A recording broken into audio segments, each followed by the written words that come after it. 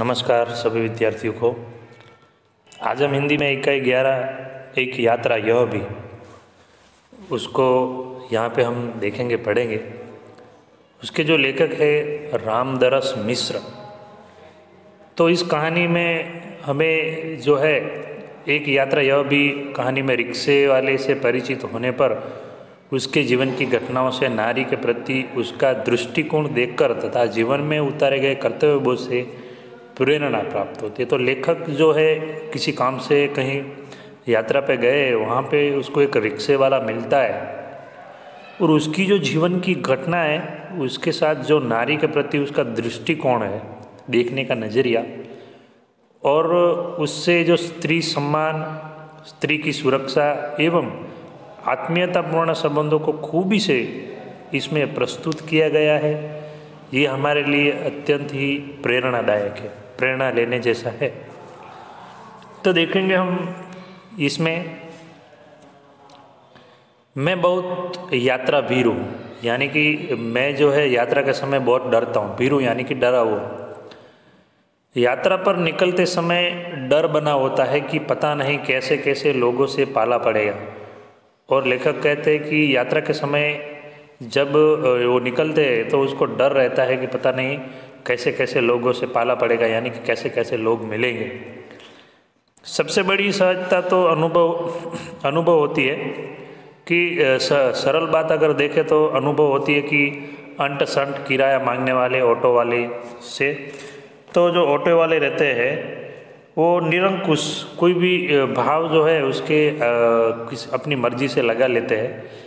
तो ऐसे अंट संट किराया मांगने वाले ऑटो वालों से नए शहर में कैसे कैसे लोग मिलेंगे यह चिंता भी बनी रहती है। और नए शहर रहता है, नए शहर में कैसे कैसे लोग मिलेंगे वो चिंता भी जो है बनी रहती है। तो इस बार एक डॉक्टर से मिलने के लिए ग्वालियर जाना पड़ा। तो इस बार लेखक जो है उसको मिलने के लिए, एक डॉक्टर से मिलने के लिए ग्वालियर जाना पड़ा। ग्वालियर जो है मध्य प्रदेश, हमारा एमपी जो राज्य है भारत देश का, उसका एक बहुत ही बड़ा और प्राचीन शहर है ग्वालियर। ग्वालियर में प्राचीन जो किला है वो भी देखने लायक है।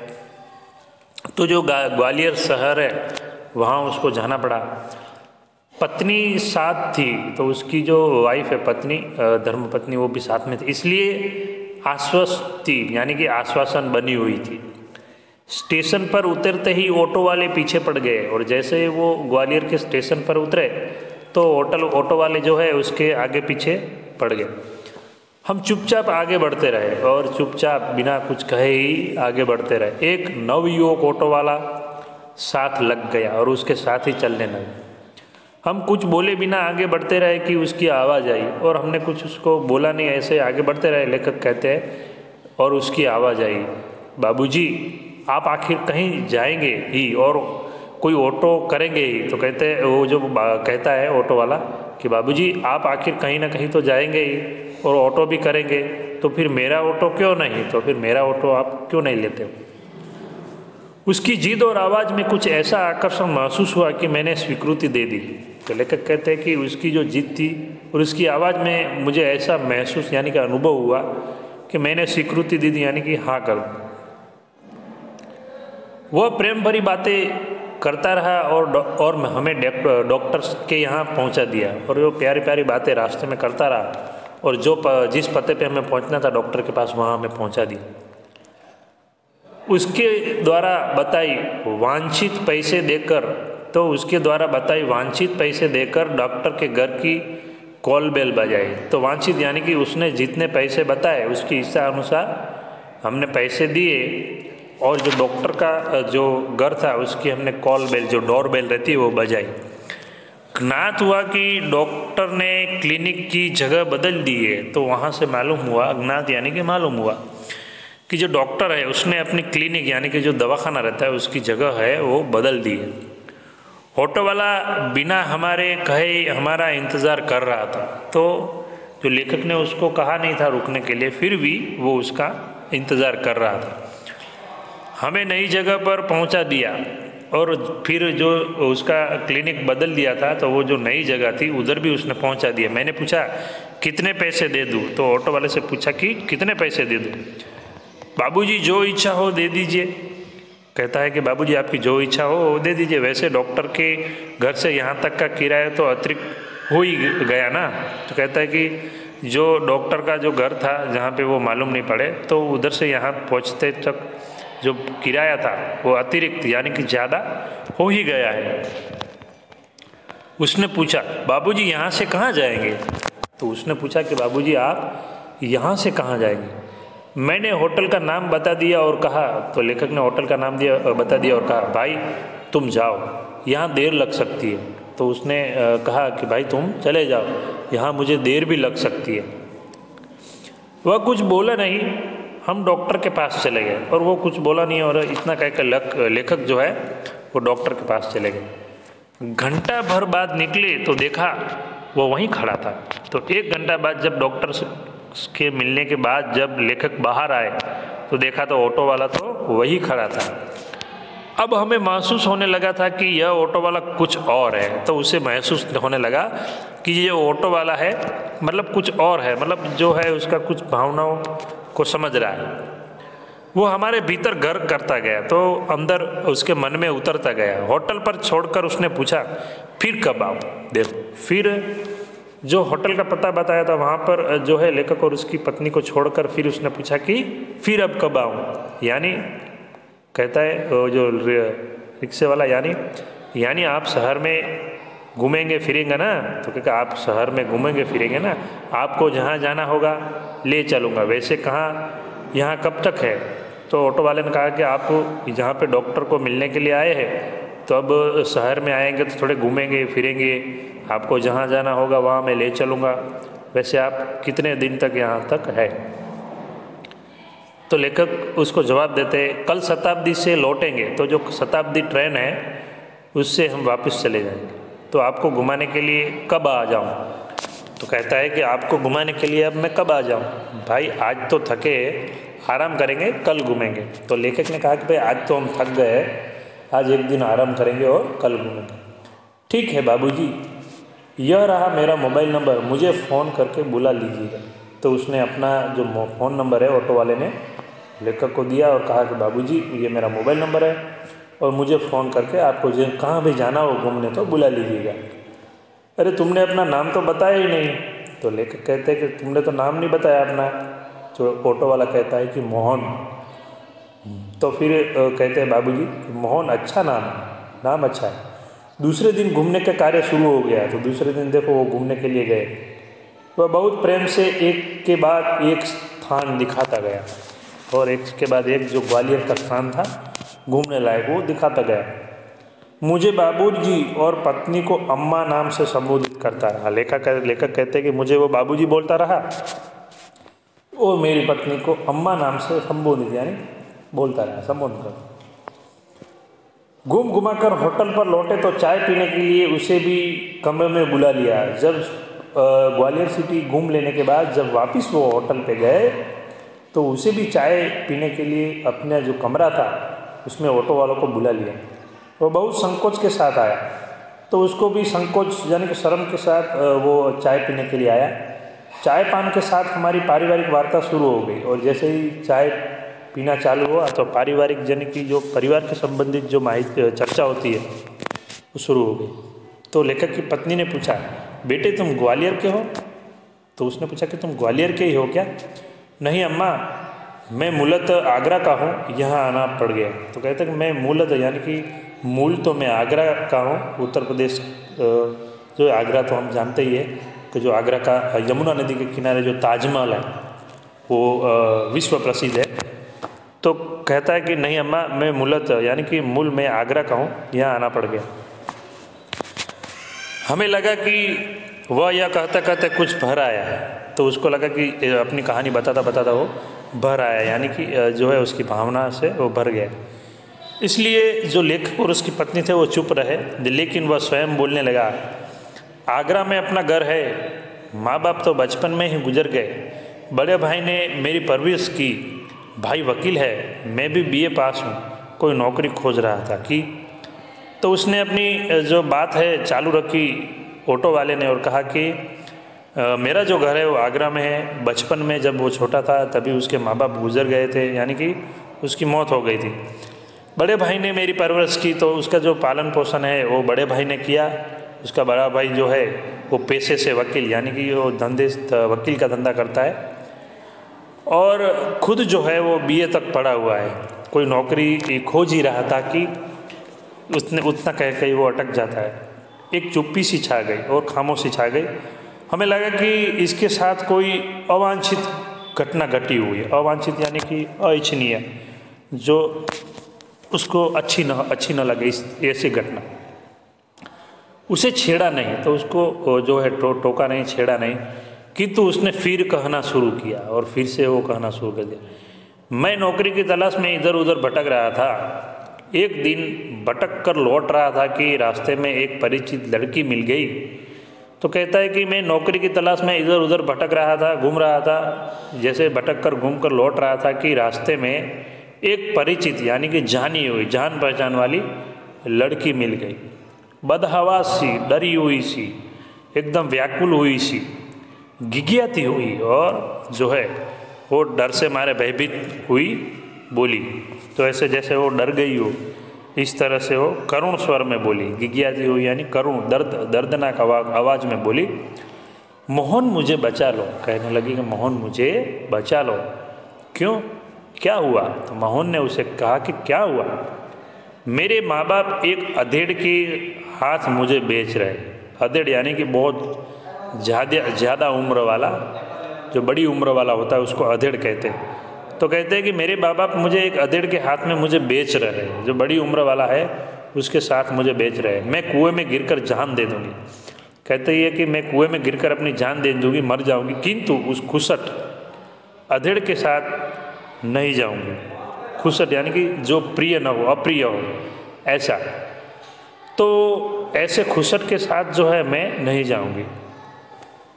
मैं बहुत असमंजस में पड़ गया, यानी कि वो जो है बहुत सोच में पड़ गया। असमंजस में यानी क्या करूँ और क्या ना करूँ, क्या करूँ, कर भी क्या सकता हूँ। तो वो भी सोच में पड़ गया। मुझे लगा कि स्टेशन चलना चाहिए।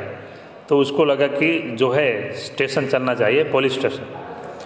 वहाँ उसे ले गया और थानेदार से हकीकत बयान की, और जाकर वो पुलिस स्टेशन का जो थानेदार था उसको सारी हकीकत उसके सामने रखी हुई। कुछ देर सोचते रहे कि क्या किया जा सकता है, और वो सब थोड़े समय सोचते रहे कि क्या किया जाए।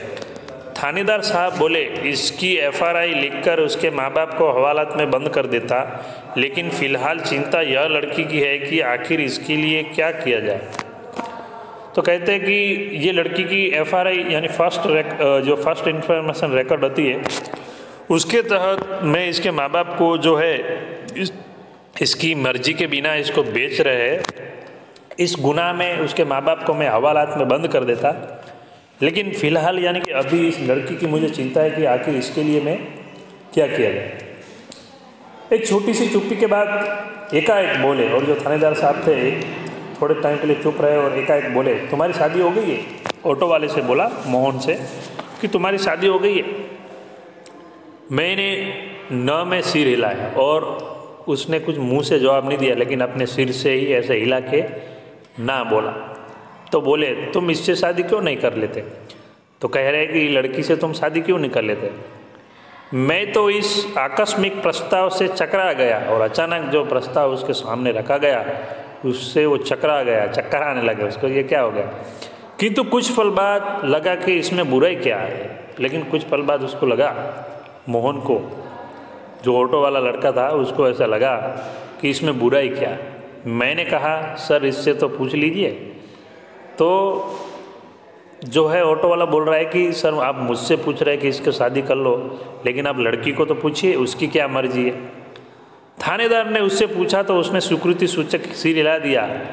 लेकिन तो थानेदार ने पूछा लड़की से कि भाई तुम इस जो लड़का है मोहन, उस समय ऑटो नहीं चला रहा था, वो जो ग्रेजुएशन किया हुआ था और नौकरी की तलाश में था। तो पूछा कि तुम इसके साथ शादी कर लोगी? उससे लड़की से पूछा तो लड़की ने भी जो है अपना सिर हिलाकर हाँ जो है हाँ कर दिया। लेकिन क्या मोहन? फिर मोहन से पूछा, लेकिन क्या हुआ मोहन, जो लेखक और उसकी पत्नी है उसको पूछे कि लेकिन क्या हुआ मोहन। बाबूजी लेकिन यह कि भाभी अपनी बहन से मेरी शादी करना चाहती रही, बात तय हो चुकी थी। फिर तो कह रहा है कि उस समय जो है मेरी भाभी और भाई ने मेरे को पाल पोस के बड़ा किया था, ग्रेजुएशन तक पढ़ाई की थी, और भाभी ने जो है उसके जो ससुराल में उसकी छोटी बहन थी उसके साथ इसके जो ब्याह की बात जो है पक्की हो गई थी। तो पक्की हो चुकी थी, बात तय हो चुकी थी। तो फिर बाबूजी मैंने सोचा भाभी जी की बहन से तो कोई भी अच्छा आदमी शादी कर ले, तो भाभी जी बहन से जो है कोई भी अच्छा आदमी शादी कर लेगा, वहाँ कोई संकट नहीं है, वहाँ उसके ऊपर कोई संकट भी नहीं है। लेकिन इस लड़की की तो ज़िंदगी खतरे में है ना, तो ये लड़की जो है अभी उसकी ज़िंदगी खतरे में, अगर वो शादी नहीं करेगा तो वो बूढ़े के साथ उसको उसके माँ बाप बेच देंगे। लड़की सुंदर भी है, परिचित भी, और सबसे अहम बात यह है कि वह संकट में है। तो लड़की सुंदर भी है दिखने में और वो उसको पहचानता भी है, और सबसे अहम यानी कि महत्व की बात यह है कि वह अभी संकट में, उसके ऊपर अभी संकट है, आफत है। इसमें विवाह करना प्रतिकर भी होगा और मानवीय भी। तो इस समय विवाह करना जो प्रतिकर यानी अच्छा होगा और मानवीयता भी कहलाएगी। लेकिन तो फिर वो लेखक और उसकी पत्नी के फिर लेकिन हाँ, अब समस्या यह है कि विवाह एकदम तो न हो जाएगा ना, तो विवाह जो है एकदम न हो जाएगा। यदि लड़की घर गई तो फिर वही बेच दी जाने का संकट है। मैं साथ ले जाऊंगा तो भैया भाभी तो नाराज़ होंगे ही, इसके माँ बाप मेरे ऊपर लड़की भगाने का केस कर देंगे। जब मैंने थानेदार के सामने यह समस्या रखी तो वो बोले कुछ दिन के लिए इसे नारी निकेतन में रखवा देता हूँ, लड़की से माँ बाप के खिलाफ शिकायत लिखवा कर रख लेता हूँ। तो उसने जो है थानेदार के पास अपनी समस्या रखी कि एक समस्या है कि यदि जो है ये लड़की को अपने घर ले जाएगा तो उसके भैया और भाई जो है वो भी नाराज़ होंगे, और उसके माँ बाप है वो भी उस पर ये ऑटो वाले मोहन के ऊपर केस लगा देंगे कि भाई मैं हमारी लड़की भगा के ले गया। तो इस समय में थानेदार ने कहा कि देखो जो नारी निकेतन जो संस्था है उसमें इसके माँ बाप के खिलाफ कंप्लेन जो है दर्ज करवा के मैं लड़की को वहाँ रख देता हूँ, तो उसके बाद फिर देखेंगे। तो फिर 15 दिन बाद उन्होंने मंदिर में उससे मेरी शादी करवा दी। तो 15 दिन तक नारी निकेतन में वो लड़की रही, और उसके बाद ऑटो वाला जो मोहन था उसके साथ उस लड़की की शादी हो गई, करवा दी। मैंने कहा मोहन ऐसे थानेदार कहाँ होते? तो लेखक ने कहा कि ऐसे थानेदार आजकल कहाँ होते, मुझे तो इस घटना पर विश्वास ही नहीं हो रहा है, लगता है कथा सुन रहा। उसको लगा कि जो लेखक है उसको बोल रहा है कि मेरे को तो ये कहानी पे विश्वास ही नहीं हो रहा, जैसे ऐसा लग रहा है कि जैसे कोई कथा सुन रहा हो। आप सही कह रहे बाबूजी, लेकिन यह थानेदार कवि भी है, कवि सम्मेलनों में कविताएं पढ़ता है और इसकी कविताएं मानवीय संवेदना से भरी होती है। तो जो थानेदार थे वो कवि सम्मेलन में जाते थे और वहाँ पे कवि भी है और वो कविताएं भी पढ़ते रहती है। इसके लिए जो है कविता मानवीय संवेदना से भरी थी, उसकी जो कविताएं होती है वो मानवीय संवेदना यानी मानवीय जो संवेदना होती है, दुख होते हैं उसके जो भरी होती है। हाँ तब ठीक है भाई, हर क्षेत्र में कोई ना कोई मसीहा दिखाई पड़ ही जाता है। हाँ तब तो कहता है कि हाँ, लेखक कहते हैं हाँ तब ठीक है भाई, हर क्षेत्र में कोई ना कोई तो मसीहा यानी कि महान आदमी जो है वो दिखाई पड़ ही जाता है, तो देखने में आ ही जाता है। हाँ तब यह कि मेरे भाई भाभी मुझे खफा हो गए और हमें घर से निकाल दिया, और जो उसके भैया और भाभी थे वो भी उससे नाराज़ हो गए, खफा हो गए यानी नाराज़ हो गए और दोनों को घर से निकाल दिया। एक तो मैंने उनकी साली से शादी नहीं की, एक तो जो उसकी साली थी उसकी भाभी की बहन, उसके साथ उसने शादी नहीं की, दूसरे जिस लड़की से की वह किसी और जाति की है, और जो है ये मोहन ऑटो वाला इसने जिससे शादी की वो भी दूसरी जाति की है। तो तुम लोग ग्वालियर आ गए? हाँ बाबूजी। तो लेखक ने कहा कि इसलिए तुम ग्वालियर आ गए? तो ऑटो वाले ने कहा हाँ बाबूजी, आगरा में हमारा निभा होना कठिन था, निभा यानी कि निर्वाह, और हमारा जो निर्वाह है वो होना कठिन था, हमारा गुजारा जो है वहाँ पे जो है नहीं हो सकता था आगरा में, इसलिए पराए शहर में भले ही कोई अपनापन न हो किंतु यह परायापन उस अपनेपन से अच्छा है ना। तो कहते हैं कि कोई पराया शहर ही सही जिसमें अपनापन न हो, किंतु यह परायापन उस अपनेपन से अच्छा। जो दिन रात अप्रतिकर व्यवहार बनकर तन मन को उद्विग्न करता रहता है। तो कहते हैं कि जो दिन प्रतिदिन अप्रतिकर यानी कि जो हमको अच्छा न लगे ऐसा व्यवहार जो बनकर मन को जो है व्याकुल करता रहे। तो अगर हम आगरा में रहते तो वहाँ पे हमें से अच्छा व्यवहार नहीं होता और जो मन है हर दिन व्याकुल और दुखी रहता। इससे अच्छा है कि हम यहाँ पे जो है ग्वालियर में ही रहते। हाँ सही कह रहे हो। तो उसने कहा कि हाँ तुम्हारी बात तो सही है। तो यहाँ कोई नौकरी तो रखी नहीं थी, बस ऑटो का दामन थाम लिया और उसी के सहारे चल रहा हूँ।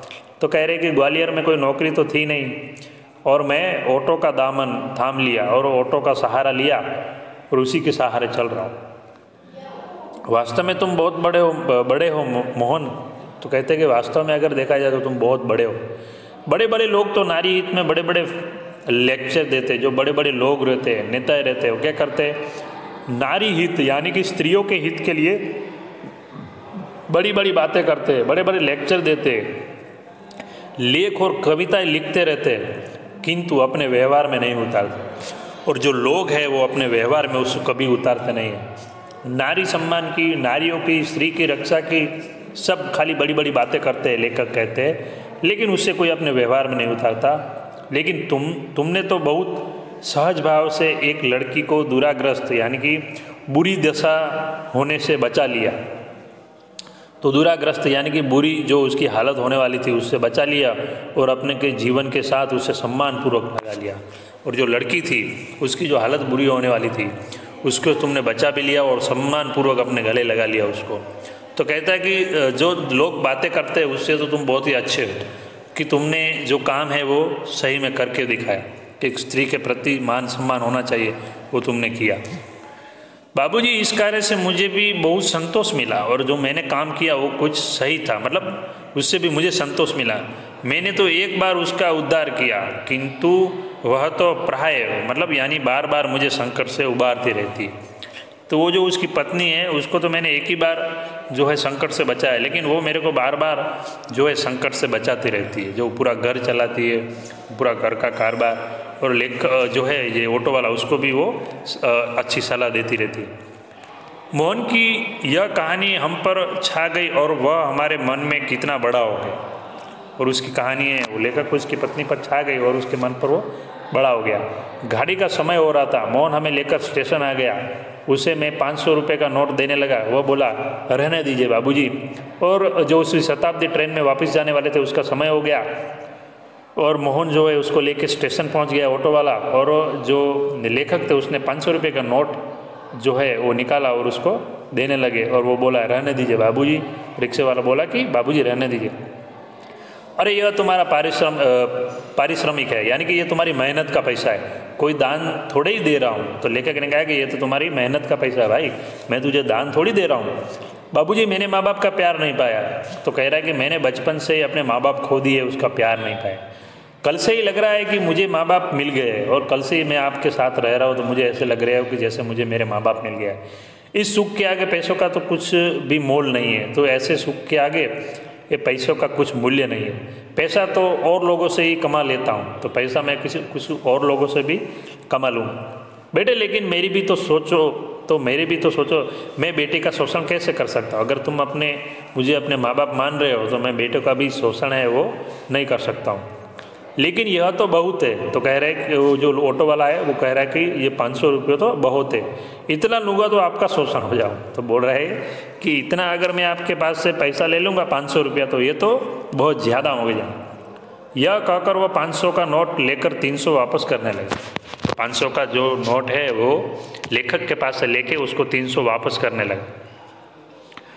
बोला मुझे इतना पराया ना कीजिए बाबूजी, हाँ जब भी ग्वालियर आइएगा मुझे बुला लीजिएगा। तो कहते हैं कि मुझे इतना भी पराया मत समझो और जब भी ग्वालियर आओ तो मुझे बुला लीजिएगा।